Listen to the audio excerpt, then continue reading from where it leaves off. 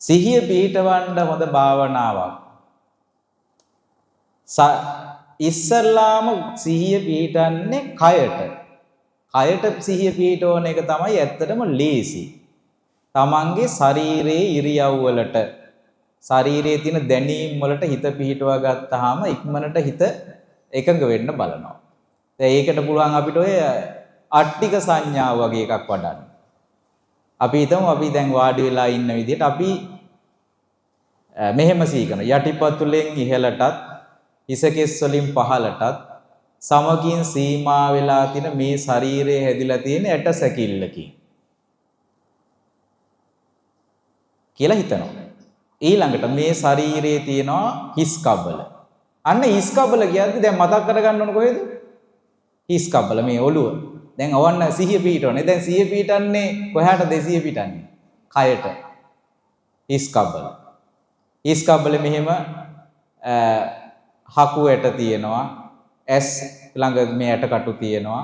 ඊට පස්සේ බෙල්ලේ ඇට. අන්න ටික පහළ එහාට එනවා. දැන් කොහාට සිහිය පිහිටලා තියෙන්නේ? කයට. ඊට පස්සේ උරහිස් ඇට. දකුණු අතේ උරහිස් ඇට.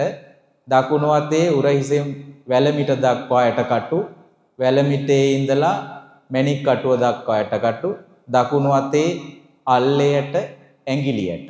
ඊට පස්සේ වම් අතේ උරහිස්, වම් අතේ උරහිස් ඇටකටු, වැලමිට, මැණික් කටුව එහෙම සිහි කරනවා. ඊට පස්සේ බෙල්ලෙන් පහළ ඉල ඇට කූඩුව, කොඳුනාරටිය, උකුල් ඇට, කලව ඇට, දනිස් ඇට, කෙන්ඩා ඇට, ඊට පස්සේ විලුඹේ ඇට කටු, පා ඇඟිලි ඇට කටු මේවා සිහි කරනවා. අන්න උඩ ඉඳන් පල්ලෙහාට සිහි කරනවා. දැන් මොකේද සිහිය පිටවන්නේ? කයට. මේ කයට ඉක්මනින් හිත එකඟ වෙනවා මේවට. මේ කය කියන දේ ඊටාම ප්‍රකට දෙයක්. ඉක්මනින් මේකට සිත එකඟ වෙනවා. ඊට පස්සේ ආය යටිපතුලේ ඉඳලා උඩට සිහි කරනවා. ආයි උඩ ඉඳලා යටිපතුලට. දැන් කොහොමද ඒක පටන් ගන්නෙ? යටිපතුලෙන් ඉහළටත් හිසකෙස් වලින් පහළටත් සමගින් සීමා වෙලා තියෙන මේ ශරීරයේ හැදිලා තියෙන්නේ ඇට සැකිල්ලකින්. මේ ශරීරයේ තියෙනවා හිස් කබල, බෙල්ලේ ඇට, උරහිස් ඇට. දැන් මේ හිස් කබල, බෙල්ලේ ඇට, උරහිස් ඇට කියනකොට සිහිය පිහිටවන්නේ කොහාටද? ඒ තැන් වලට.